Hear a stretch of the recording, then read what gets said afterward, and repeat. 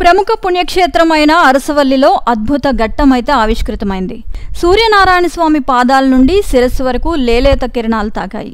సుమారు 6 నిమిషాల పాటు సూర్యకిరణాలు స్వామివారిని తాకాయి. ఈ అద్భుత ఘట్టాన్ని చూసేందుకు భక్తులు భారీగా తరలివచ్చారు. ఉత్తరాయణం, దక్షిణాయనంలో సూర్యకిరణాలు స్వామివారి పాదాలు తాకడం ఆనవాయితీ. అక్టోబర్ 1, 2 తేదీల్లోనూ, మార్చి 9, 10 తేదీల్లోనూ స్వామివారిని సూర్యకిరణాలు తాకడం ఆనవాయితీగా వస్తోంది.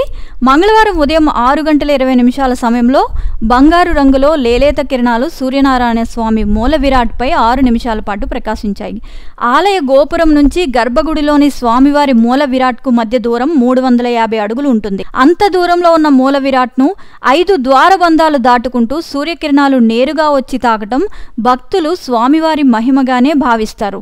ఆదిత్యుని విగ్రహంపై పడిన లేలేత కిరణాలు దర్శనమివ్వడంతో జన్మ ధన్యమైందంటూ భక్తులు సూర్యభగవానునికి ప్రత్యేక పూజలు చేశారు.